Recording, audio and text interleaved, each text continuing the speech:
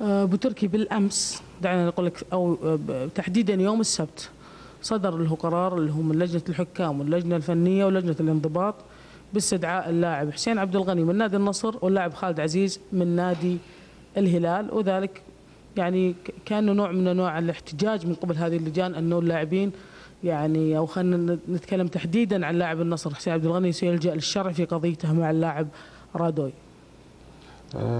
احنا وصلنا خطاب انه في قانون معين يقول ان المفروض ما تطلع المحاكم الرياضيه، لكن احنا ما عندنا محكمه رياضيه. ثانيا في النص نفسه ما هو موجود شطب لاعب او ما شابه ذلك. احنا في المملكه العربيه السعوديه اولا واخيرا نحكم الحكم المملكه العربيه بشرع الله. فاذا اخطي على احد ولا اخطا احد على احد فيحق لك انك ترفع للشرع، وهذا من النظام الاساسي للحكم. اعرف انه تم استدعاء اللاعب اليوم حسين عبد الغني، واكيد عندك معلومه ما الذي دار في هذا الاستدعاء؟ الذي دار ببساطه انهم اعطوه اوراق يوقع عليها انه لن يرفع الى الشرع. رفض حسين عبد الغني انه يوقع على الاوراق، وانا اؤيده في هذا الموضوع، لان قالوا لحسين عبد الغني احنا على حسب اللائحه في لجنه الانضباط انه بيوقف اللاعب مباراتين. انا هنا اتساءل وين اللائحه لما اوقفت ابراهيم هزازي 9 مباريات او 10 مباريات على تلفظه على الاخوان في استاد الامير استاد الملك فهد. فهذا شيء غريب يعني صراحه، يعني انه انسان اجنبي او سعودي بغض النظر، اجنبي يتلفظ على لاعب مواطن سعودي بالشذوذ الجنسي ويعاقب مباراتين. انا ما اتوقع ان الموضوع كان اصلا يدرج في لجنه الانضباط. اصلا المفروض اللاعب ولا اقدر يعني اقول مفروض، لكن حصلت حالات كثيره عندنا في المملكه. اتوقع اللاعب نفسه اخطاء كثيره وغلطاته كبيره ومكرره، فلذلك كان يجب ان يكون العقاب رادع جدا لكي يعني ما يحدث مره اخرى. لكن الاتهام بالشذوذ الجنسي هذا شيء يعني انا اؤيد حسين عبد الغني في ذهابه للشرع، واذا كان بيشطب حسين عبد الغني ففي ديوان المظالم. 20,000 غرامه ومباراتين مش كافيه بحق رادوي؟ اكيد مش كافيه. وش اللي يرضيكم او وش اللي تعتبرون انتم كافي؟ لا ما هو كافي. اولا اتهام شخص بالشذوذ هذا يكفي انك توقفه مباراتين. ومدربنا العام ممكن يقولون لك مختلفه اللائحه عن هذا السنه. طيب ابراهيم هزازي ليش وقف 9 ولا 10 مباريات لمجرد تلفظه على الاخوان في استاد الملك فهد، وهذا لم يرى في التلفزيون، لكن تصريح لاعب الهلالي كان موجود في التلفزيون ورآه الملايين. طيب خليني اسالك اولا، اشبه لك القضيه الحاليه ربما يكون فيها تشبيه لقضيه داسيلفا مدرب النصر السنه الماضيه اللي وقف اعتقد 8 مباريات بسبب حركه اللي هي الرشوه. بيرجعون يقولون لك انه لائحه العام الماضي غير لائحه السنه وانه غير. انا ابغى اعرف عقوبه ابراهيم هزازي كيف وعلى اي ماده استندت. طيب وش رايك بالقرار اللي تم فيه لفت نظر اللاعب ولي همسون مع انه غير قابل للاستئناف؟ هذا قرار، حتى القرار المباراتين غير قابل للاستئناف. يعني انا اعتقد الكلام اللي تكلم فيه لاعب نادي الهلال رادوي يعني اكبر مصيبه من ضربه للاعيبه نادي الوحده انه اوقف 3 مباريات. فانا ما ادري صراحه، يعني شيء عجيب غريب. طيب انت مع حسين انه يلجأ للشرع؟ والله حسين مصر انه يرجع للشرع، وهذا امر متاح في المملكة العربية السعودية. الحمد لله يعني أي إنسان يقدر يرفع للشرع في قضية قذف بهذا الكلام البذيء جدا والمسيء لحسين ولعائلته ولأولاده. ما حاولت أن تثني حسين أنه مثلا خلاص أنه بيتم الاكتفاء بقرارات اللي هي لجنة الانضباط أو قرارات الاتحاد السعودي؟ لو لجنة الانضباط كان عندها الشجاعة الكافية أنها تعطي عقوبة رادعة لهذا الكلام، كان على الأقل في مجال أنك تتكلم مع حسين في موضوع ثاني عن الموضوع، لكن إيقافها مباراتين فقط هذا غير كافي. أنت تشجع حسين على هالشيء؟ لأن هذا غير كافي، مباراتين أبدا. يعني أنت ولا يقبل، يعني أنت ولا يقبل الإساءة اللي وجهت لحسين ولعائلته ولأهله. إنسان سعودي مواطن يتهم بالشذوذ الجنسي ويعاقب اللاعب الأجنبي بمباراتين فقط، هذا شيء غير مقبول. ماذا عن أحمد عباس؟ أيضا مصر على موضوعه؟ نعم أحمد عباس مصر. طيب لفتوا نظر ولي همسة. هذه المشكلة، أن العقوبات يعني عجيبة صراحة.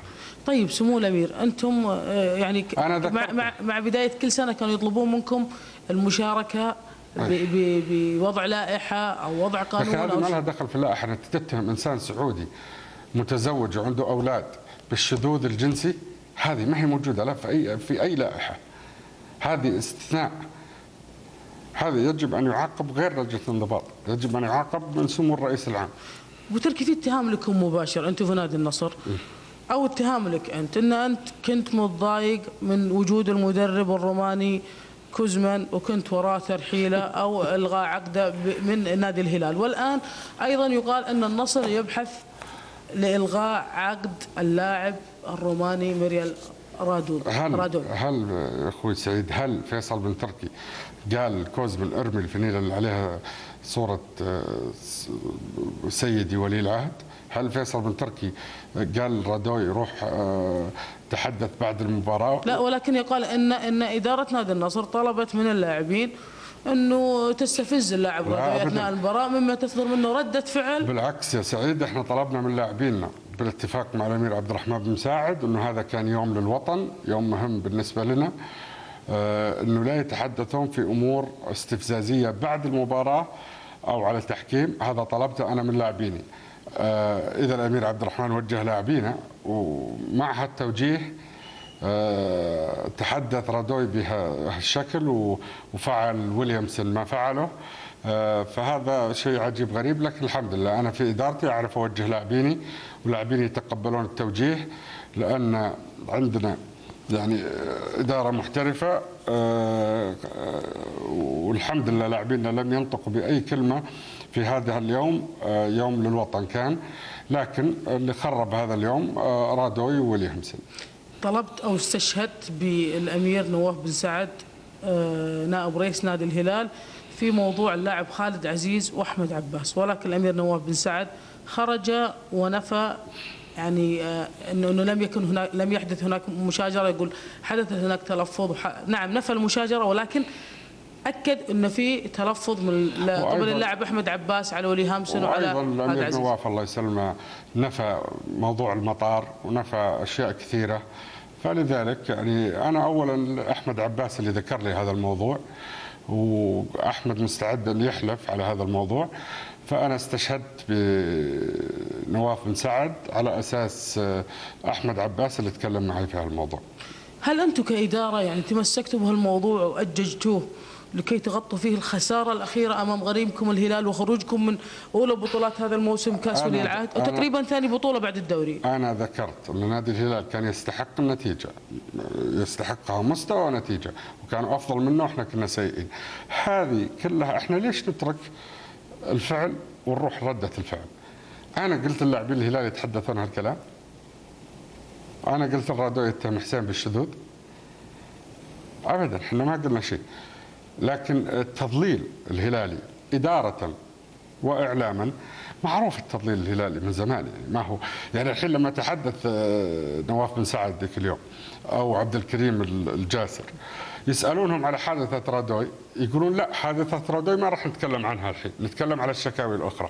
يعني هذا التضليل واضح من زمان. كيف لو كنا فايزين عليهم؟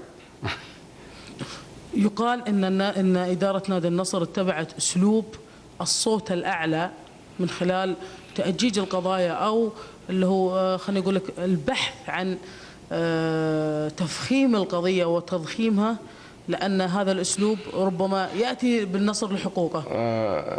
لا بالعكس، احنا ما نسوي مؤتمرات صحفيه ونطالب ونحوس وما ادري وشو ونقول على لجان سخيفه، وفي الاخير فعلا تعني الامير عبد الرحمن بن مساعد رئيس نادي الهلال؟ لا انا اقول لك الامير عبد الرحمن مساعد من حقه انه يسوي مؤتمر صحفي. من حقنا، من حقنا، بس احنا ما على الضجيج وعلى اللي صار من الهلاليين فعلا خذوا اللي يبونه، لكن احنا لا حياه لمن تنادي. ما اخذتوا حقكم اليوم بعد القرارات اللي اصدرت، ايقاف رادوي ولفت نظر ولي همسن؟ ابدا، لاعبنا ما اخذ حقه. طيب وش بتسوون الان بعد هذا القرار؟ انا قلت لك ان حسين عبد الغني بيرفع للشرع. متمسكين فيه؟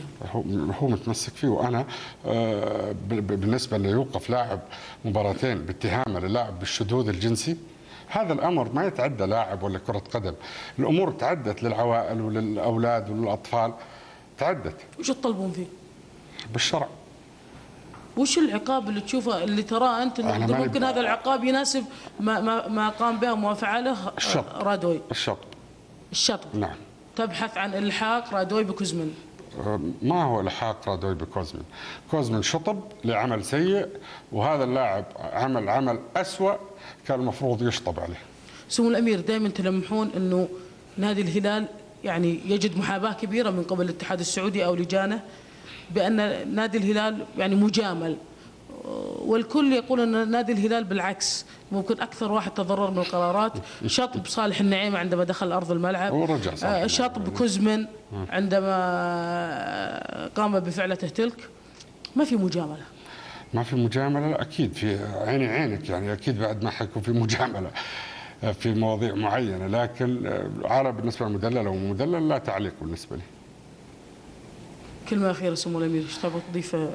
ابدا، يعني انا يعني صراحه استغرب من الاخوان في لجنه الانضباط انه اخ من اخوانهم سعودي مسلم يقذف بالشذوذ الجنسي وما يحرك شعره فيهم انه اوقف مباراتين. يعني هذا شيء يؤلمني ويأسفني. شكرا لك سمو الامير. شكرا.